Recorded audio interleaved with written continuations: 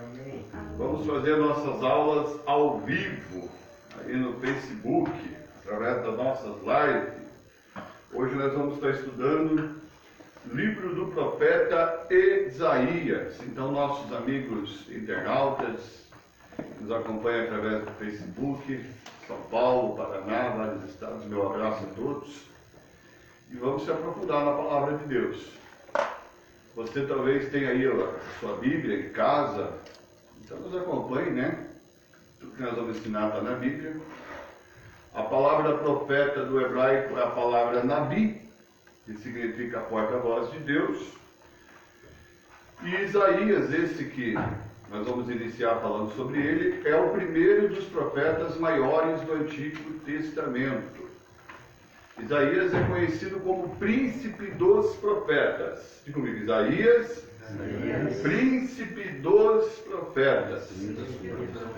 Isaías também é o primeiro dos 5 profetas maiores. Temos Isaías, Jeremias, Lamentações, Ezequiel e Daniel. Isaías também é conhecido como profeta messiânico, porque de todos os profetas antigo-testamentários, Isaías é o profeta que mais faz ênfase sobre a morte, sobre a ressurreição e sobre o nascimento de Jesus e o reino milenar de Jesus. Então, você que tem o seu livro, me acompanhe na página de número 8. Pastor. A paz do Senhor. Página de número 8 do livro do profeta Isaías. Isaías é apresentado como filho de Amós, não Amós,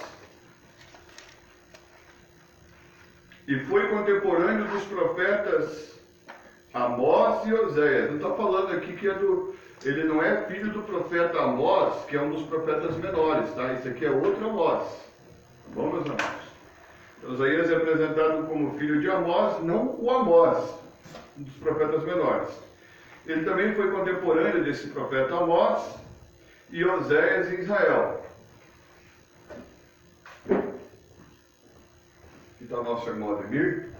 Nós estamos fazendo a live aí. Então, irmãos, ele foi contemporâneo. O que é alguém contemporâneo? Contemporâneo é alguém que viveu na mesma época, né? Então, veja que interessante. Estes e de Miqueias, só voltando aqui ao raciocínio, voltar um pouquinho aqui. Isaías é apresentado como filho de Amós, não Amós, ou dos profetas menores. Ele foi contemporâneo dos profetas Amós, Oséias em Israel, e ainda que mais jovem que estes, e de Miqueias na terra de Judá. O estudante deve lembrar que o reino de Israel estava dividido desde os dias de Roboão, filho de Salomão. O reino estava dividido desde que época? Desde Reoboão, filho de Salomão. Quando Salomão desobedeceu a Deus, se tornou-se idólatra, o reino dele foi dividido. Então, meus amados irmãos, vocês que estão aí nos acompanhando nesse estudo, olha que interessante de quantos profetas Isaías foi contemporâneo. Então, Isaías ele foi príncipe dos profetas, o profeta messiânico. O livro de Isaías tem 66 capítulos, é dividido em 2 partes, a primeira parte 39 capítulos e a segunda 27, da mesma forma que a nossa Bíblia, que tem 66 livros, 39 no Velho e 27 no Novo. Vamos ali para o seu chamado. O seu chamado para o ministério profético teve o seu ápice no último ano do reinado de Osias, capítulo 6, versículo 1 ao 13. Isso é lá por volta do ano 754 a.C. Os primeiros 5 anos de profeta parecem ter ocorrido no fim do reinado de Osias. Tudo indica que até os dias de Jotão, suas profecias eram apenas orais. E a partir de Jotão começou a escrever as palavras que de Deus lhe recebia. Então, até a época de Jotão, as profecias de Isaías eram orais. Ele chegava e dizia, assim diz o Senhor. Entregava a profecia assim para as pessoas. De Jotão para cá, Isaías começou a escrever, pegar pergaminho, começou a escrever as coisas que Deus lhe revelava ao coração. Os primeiros 6 capítulos que ocorreram nos primeiros 20 anos de seu ministério foram dirigidos à igreja de todos os tempos. Fatos novos ocorreram naqueles tempos nos reinos de Acás, de Ezequias, quando o comércio de Israel precisava se conectar com os impérios asiáticos. E notadamente os profetas escreveram sobre isso. Os profetas precisavam interpretar os juízos do Senhor para que o povo se conscientizasse das punições divinas e de suas misericórdias. Amém, meus amados? Tem muita gente ali já acessando, até peço para o obreiro ali pegar e clicar em cima de muitas pessoas que estão acenando. Aí compartilhando essa live aí, toda segunda-feira vamos fazer live nas aulas de teologia. Veja que interessante, os profetas precisavam interpretar os juízos do Senhor para que o povo se conscientizasse das punições divinas e de suas misericórdias. O texto de Isaías, capítulo de número 7 e versículo 1 ao capítulo 10 e versículo 4, refere-se aos acontecimentos do reinado de Acás, neto de Osias. Quem que era esse Acás? Acás aqui é o rei, é neto de Uzias. Ele precisou enfrentar uma coligação dos reinos da Síria e de Israel no norte, que cercaram Jerusalém para tomá-la, mas não conseguiram invadir a cidade.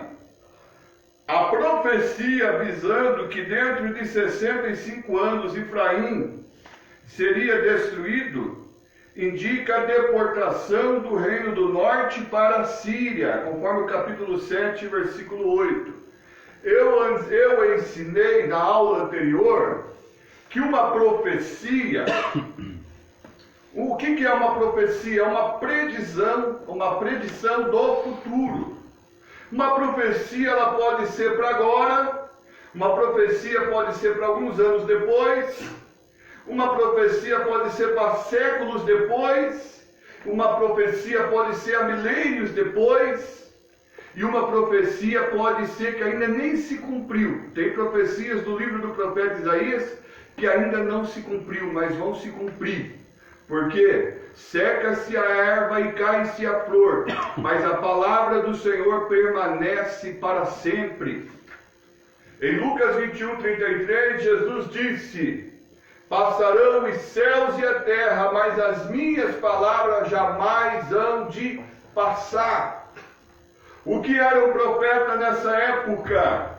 Um profeta nessa época, ele era um porta-voz de Deus. Ele falava em nome de Deus.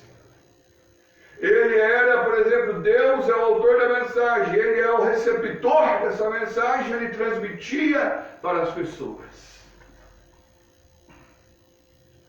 Os textos, veja que interessante, os capítulos 36 a 39 são históricos. Até 15%, até o 15º ano do rei Ezequias. É possível que no capítulo 10 a 12, 13 e 26, inclusive, pertençam ao mesmo reino. E os fatos históricos são registrados para facilitar o entendimento correto dessas profecias. Fatos, e comigo, fatos históricos. Por exemplo, como que nós acreditamos que o dilúvio foi global? Hoje a ciência descobre que muitas coisas foram subterradas através de um grande tsunami, segundo a visão científica. Mas a Bíblia vai nos dizer que o dilúvio houve. Cerca de 6 a 13 metros de água acima do morro mais alto, que é o Morro Ararat, a montanha do Ararat. Então ali já é uma evidência, uma prova que realmente o dilúvio foi global e não apenas local. Porque muitas cidades foram subterradas. Da mesma forma, a destruição de Sodoma e Gomorra. Foi comprovado que a destruição de Sodoma e Gomorra, que os dois anjos tiraram Ló, as duas filhas e a esposa de Ló, que desobedeceu, virou uma estátua de sal, foi comprovado que aquilo foi real, porque hoje nós temos especialistas nessa área, chamados arqueólogos, que fazem escavações nos sítios arqueológicos e descobrem que aquilo ali foi realmente real. Que aquilo ali realmente aconteceu por fatos. A ciência não acredita como nós acreditamos pela fé. A ciência acredita nas coisas por fatos. E os fatos comprovam que houve realmente a destruição de Sodoma e Gomorra com fogo e enxofre. Através das vasilhas, descobrindo pelo aquele sítio arqueológico, por escavações, através do carbono 14, descobriram que realmente aquilo foi real. E nós descobrimos muitas profecias e cremos na veracidade das profecias, porque acompanhamos através dos fatos históricos e vemos que realmente elas aconteceram. Vamos falar mais adiante sobre um rei que foi profetizado sobre a sua vida e seu nascimento. 150 anos a 200 anos aproximadamente, o rei Ciro da Pérsia. 200 anos, 150 a 200 anos aproximadamente, antes dele nascer, já foi profetizado que ele iria tirar Israel do cativeiro babilônico.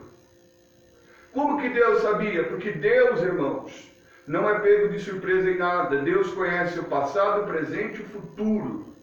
Deus tem o controle de todas as coisas em suas mãos. Está entendendo? Veja que por isso que eu falei ali dos fatos históricos.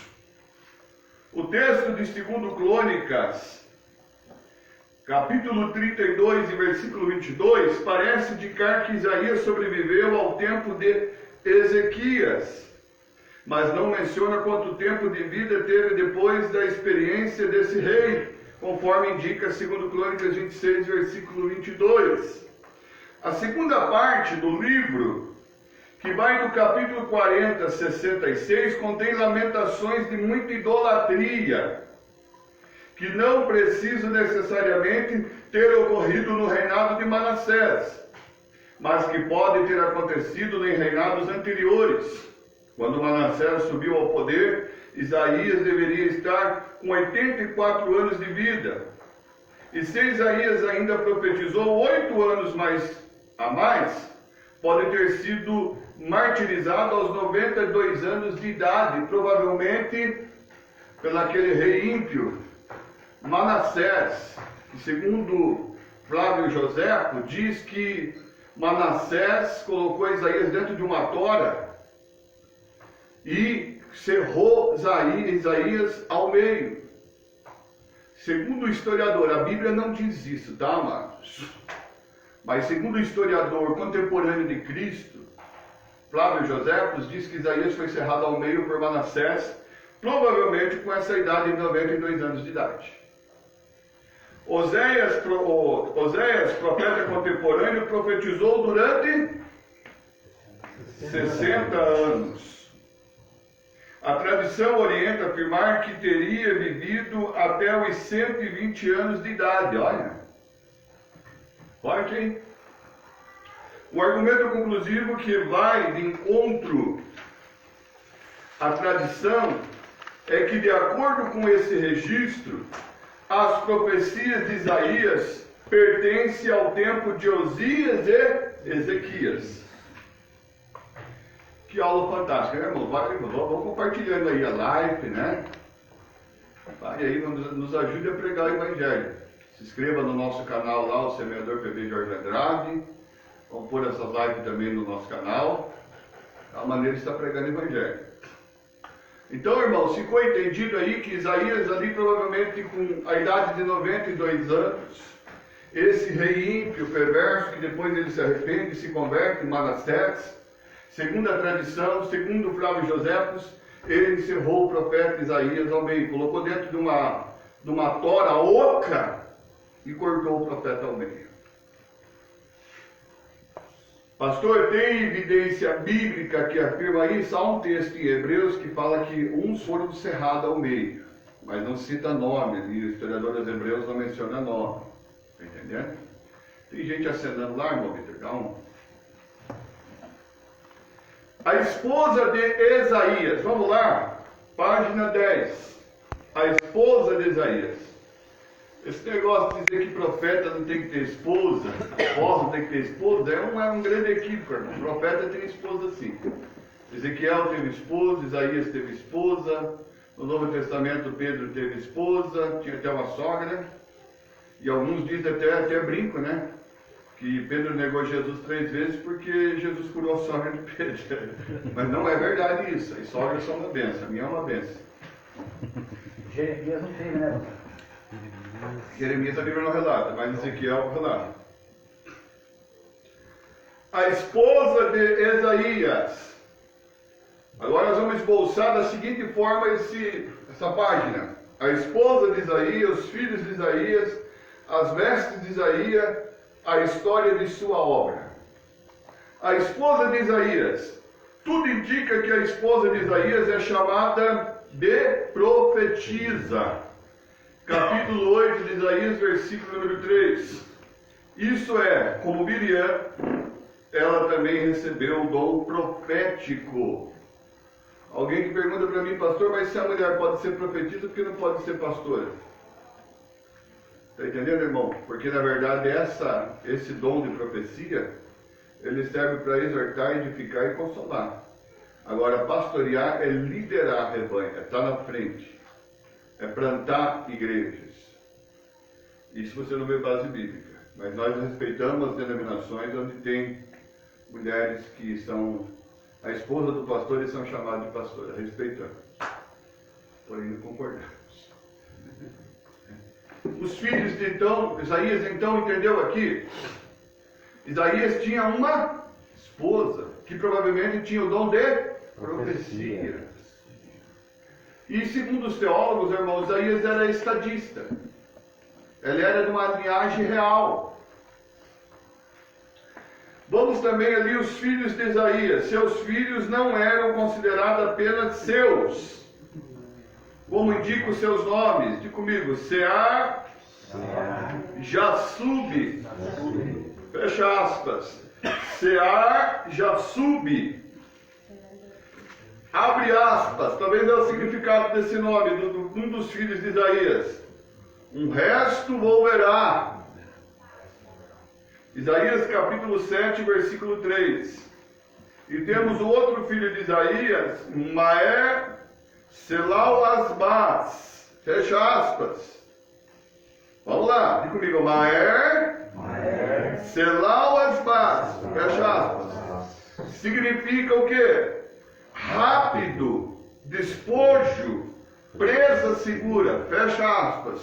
Esse é o significado do segundo filho de Isaías. Qual que é o nome do primeiro? Sear Jassub, significando o nome, um renovo volverá. O segundo filho de Isaías é Maer Selau Asbaz. Fecha aspas. O significado desse nome, Maer Selau Asbaz, significa rápido, despojo, presa segura. Conforme o capítulo 8 de Isaías, versículo 3. E os nomes dados aos filhos, os nomes dados aos dois filhos são mensagens diretas ao povo e ao mundo sobre os juízos do Senhor. E comigo, são mensagens diretas ao povo, ao mundo, sobre os juízos do Senhor. Mas também revelam sua mensagem de misericórdia aos eleitos. Você vê quando, imagine, ele era profeta, a esposa profeta, e os filhos com propósito de mensagem de juízo e também com nomes, significando também mensagens de misericórdia. Olha que família envolvida nas coisas de Deus, né? Coisa linda. Eu me lembro até de uma situação minha, que quando estava para nascer meu filho, eu orei muito a Deus pedindo um nome para ele. E o Senhor falava assim, você vai pôr o nome dele de João. João Pedro. Aí comecei a pesquisar o significado do nome João Pedro. Na língua hebraica, Hoshana Petrus. No inglês, John Peter. E em espanhol, Juan Pedro. Significando amado, pedra amada. É o significado do meu filho. Pedra amada. Pedra fala do quê? De alicerce. Pedra fala do quê? Fala de fundamento. E Deus mostrou em sonho para mim por esse nome, no meu filho, e confirmando a palavra. Então Isaías também, creio que da mesma forma, muito mais, né? Ele teve revelação de Deus para pôr esse nome na vida dos seus filhos. Temos também aqui as vestes de Isaías. Diga comigo, as vestes de Isaías. Suas vestes eram feitas de pano de saco, porque geralmente era essa a identificação do profeta. No caso de Isaías, ele teve que tirar a vestimenta de saco e profetizar, estando nu. Irmão, eu queria, a irmã Rosângela trouxe, abra para mim, irmã Rosângela, na tua tradução aqui, que Gênesis é muito boa para explicar isso. Capítulo 20, versículo 2 e 3. Então, meus amados, no caso de Isaías, ele teve que tirar a vestimenta de saco e profetizar estando nu. Ele incorporava na maneira de andar e de se vestir, e comigo, o arrependimento que o povo devia demonstrar. Por que ele andou 3 anos nu? Está explicando aqui. Era uma maneira de trazer uma mensagem ao povo de arrependimento. Olha aqui. Ele incorporava na maneira de andar e de se vestir o arrependimento que o povo deveria demonstrar. O significado do nome dos seus filhos tinha significado de mensagem de juízo e de mensagem de misericórdia. A maneira que ele andou 3 anos nu tinha um significado. Ele incorporava na maneira de andar e de se vestir o arrependimento que o povo devia demonstrar. Pode ler, irmão.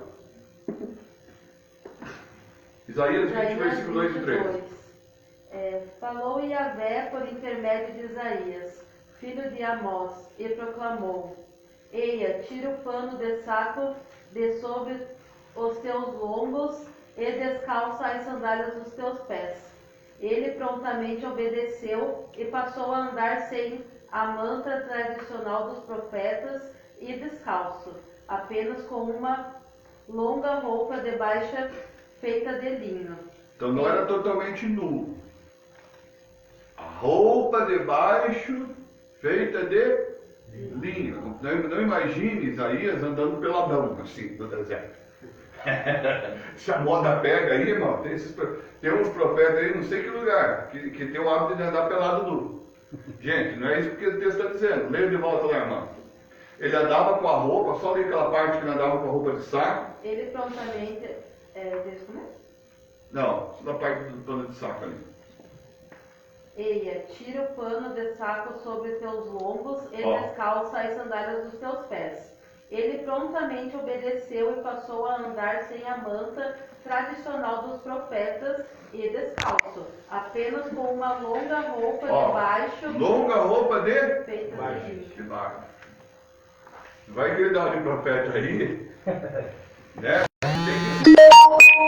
Vocês podem até dar risada, mas tem gente que chega ao extremo da ignorância por não entender a palavra, não estudar a palavra.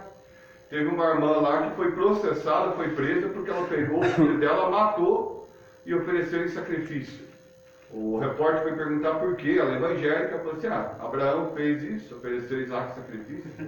Foi pedido por Deus para provar a fé de Abraão, e Abraão não matou Isaac, não. Está entendendo? Bem na hora que ele levantou o cutelo para decapitar Isaac lá, o anjo bradou dizendo: não faça isso, Abraão. Tenho visto que temes a mim, não negaste o teu único filho.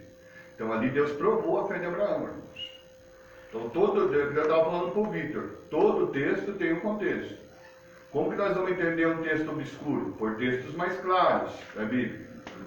Por exemplo, Jesus usava muito isso.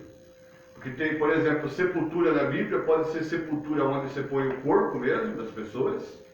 E sepultura na Bíblia pode ser sepultura que é o Hades, o lago do fogo. O lago do fogo não, o Hades, que é o inferno temporário. Então o que vai determinar um texto é o contexto. E os testemunhos de Jeová do Adventista interpretam no sentido literal isso aí. Agora eu te pergunto, responda para mim vocês, em sepultura onde os seres humanos são postos, tem fogo e tem verme que nunca morre? Não, responda para mim. Tem fogo que nunca se apaga e verme que nunca morre? Não. O que Jesus está falando? Do Inferno. inferno. Está entendendo? Que não é sepultura de terra. Aí ele fala para Nicodemos assim, se eu falo de coisas terrenas, você não entende? Imagine se eu falar das celestiais. Então Jesus, para dar um ensinamento espiritual, ele fala de coisa terrena primeiro, para depois falar das espirituais. Por isso que Paulo diz lá em 1 Coríntios 2, versículo 13, comparando coisas espirituais com espirituais. Como você vai entender a Bíblia? Analisar os contextos. Está entendendo? Digo, texto sem contexto? Pretexto para heresia. Amém? Quem entendeu isso, diga amém. Amém. Então, aqui das vestimentas, vocês entenderam que não era nu literalmente, tinha uma roupa por baixo. A história e sua obra. A semelhança dos demais profetas, suas profecias são antemporais, isso é, referem-se também a acontecimentos do passado, presente e futuro. Na realidade, o passado e o futuro são parte da essência de Deus. E um olhar inspirado no passado implica também um olhar aprofundado sobre o futuro e vice-versa. Portanto, a maioria das histórias do Antigo Testamento foram escritas e classificadas pelos profetas. As crônicas, livros que não caem sob essa classificação, não podem ter sido escritas pelos profetas, mas foram tiradas da onde? De biografias históricas desses homens de Deus. Então as crônicas não foi realmente escrita pelos profetas, mas foram coisas tiradas de suas biografias.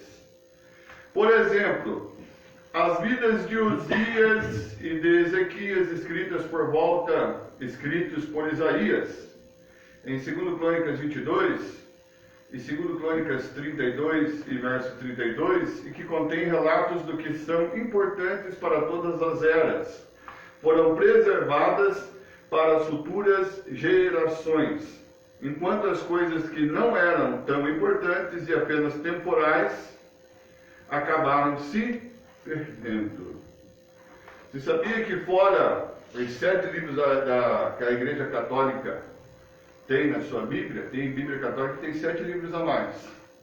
E tem Bíblia Católica que tem 11 livros a mais. Segundo os teólogos aí, existem 122 livros apócrifos.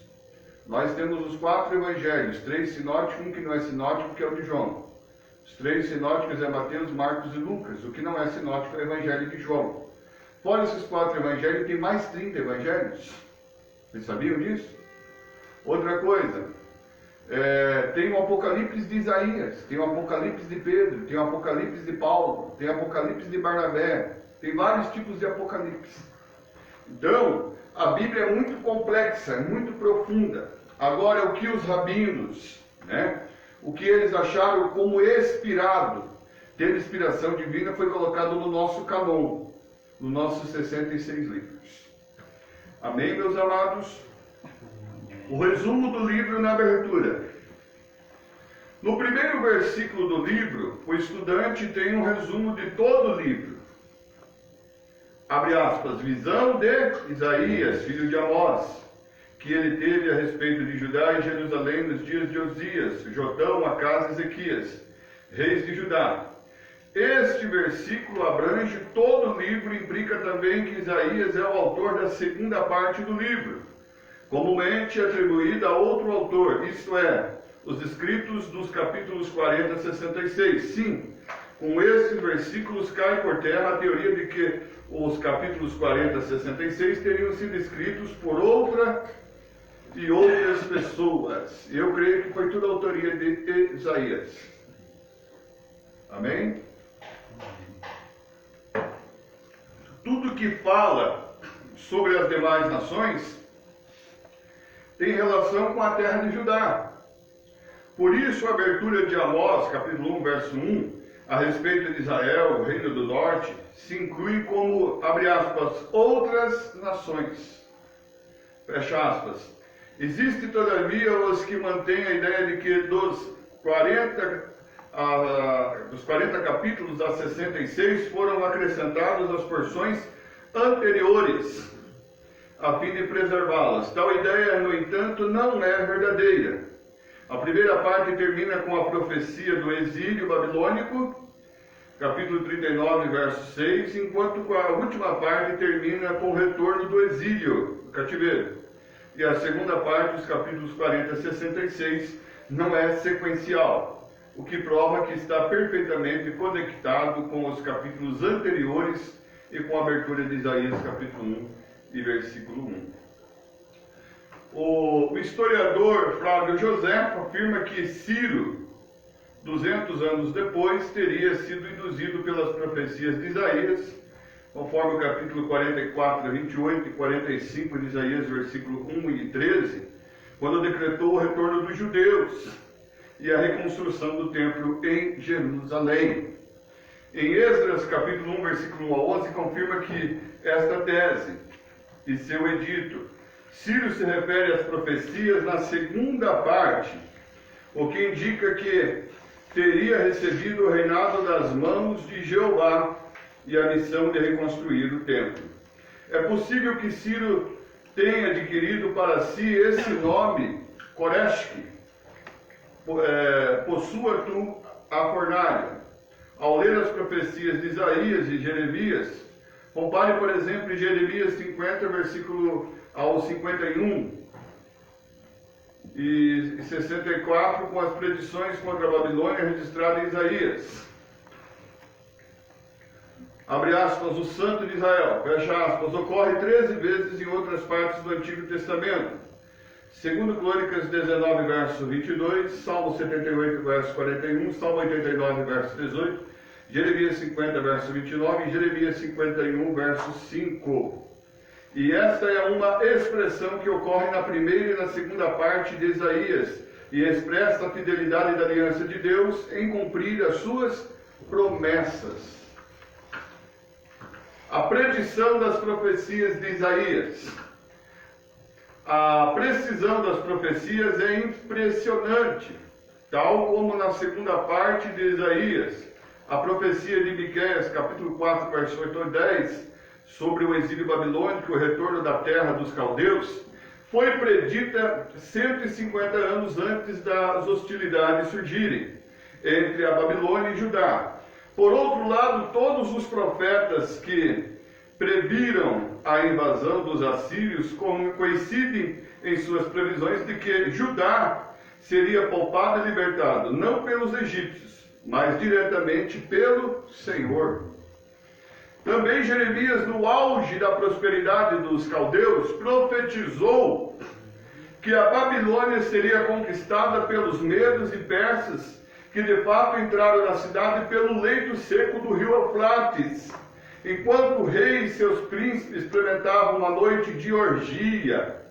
Estava lá Belsazar, pegando os vasos que foi tirado lá do templo pelo seu avô, e por Nabucodonosor, seu exército, que estava todos lá no templo do rei Nabucodonosor.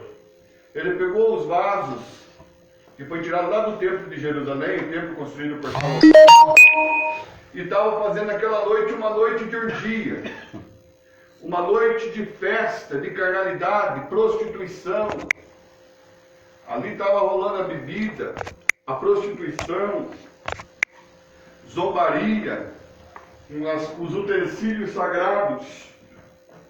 E aquilo foi mal aos olhos de Deus, irmãos. Ninguém toca nas coisas de Deus, seja num púlpito, seja no microfone, seja na bateria, qualquer coisa que é utensílio sagrado, e brinca com as coisas de Deus e fica por isso mesmo. Deus é um Deus santo, irmãos. Deus é um Deus santo. E a Bíblia diz que o culpado ele não tem por inocente. Olha que interessante.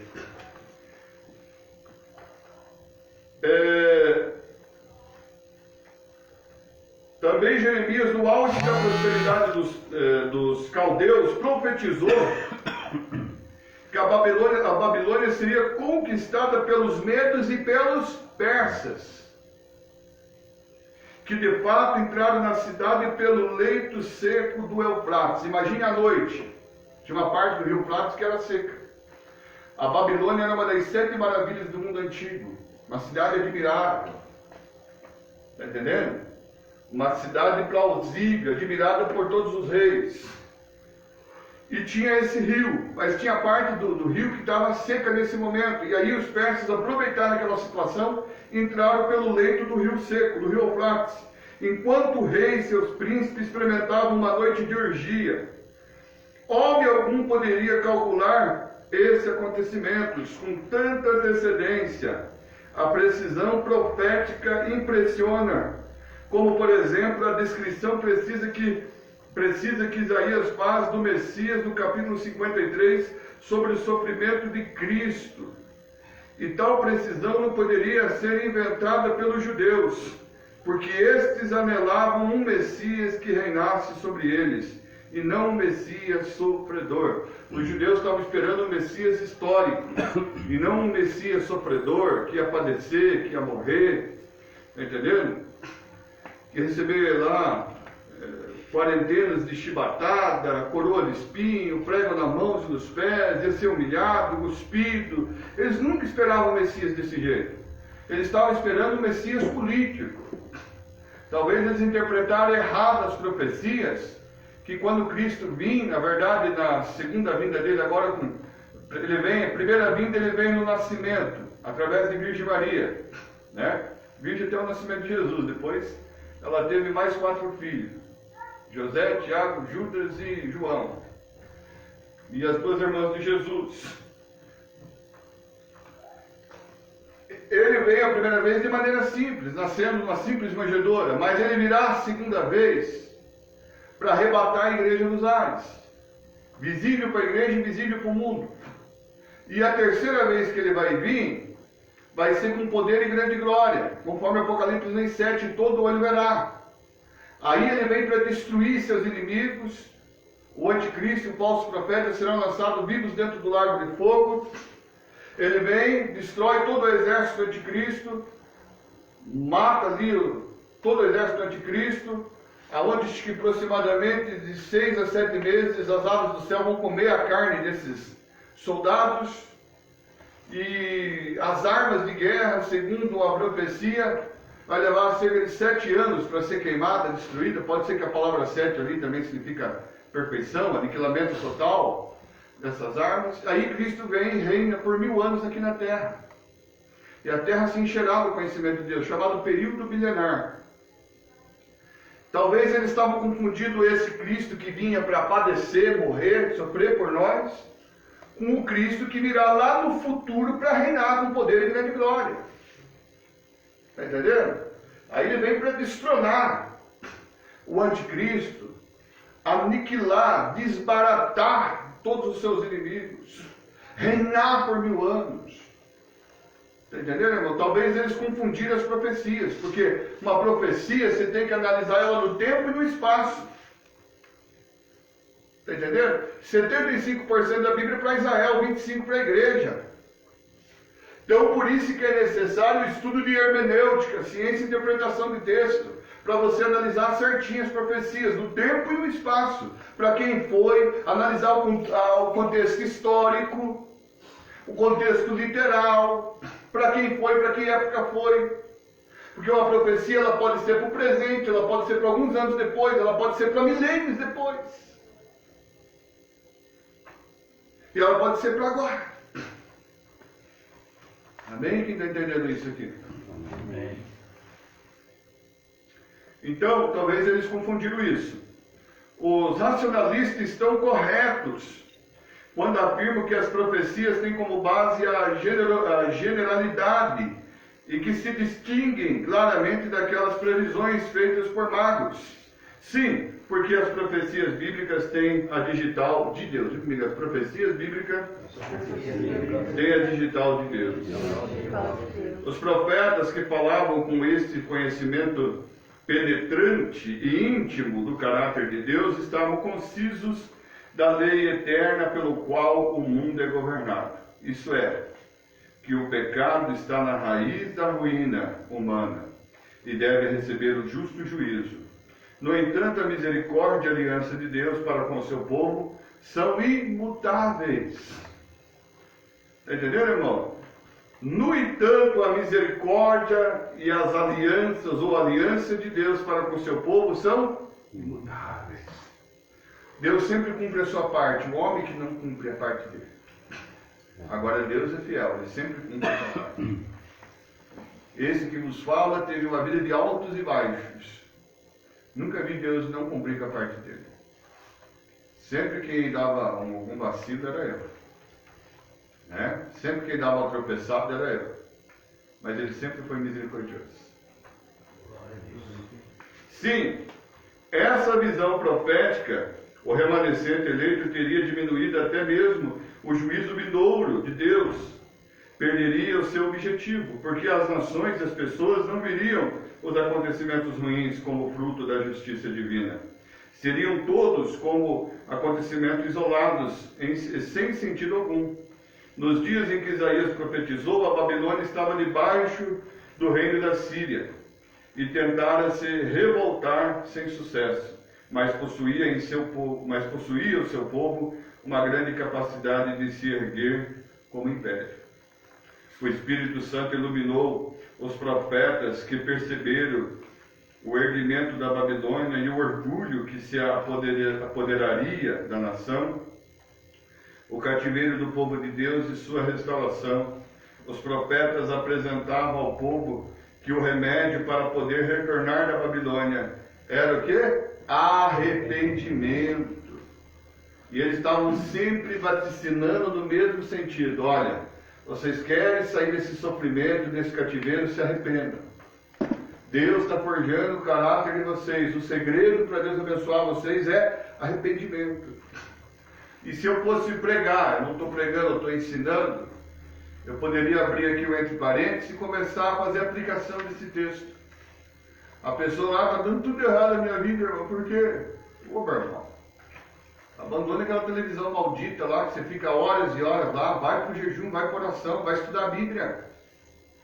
Quer ser um homem de Deus, como diz o Paulo Júnior, numa de suas pregações, fique com o queixo fino de jejuar, joelho calejado de orar, tenha comunhão com Deus, abandone a pornografia, abandone as coisas erradas, se arrependa dos teus pecados, coloque a tua vida no altar e Deus vai te encher do Espírito Santo, as coisas vão acontecer.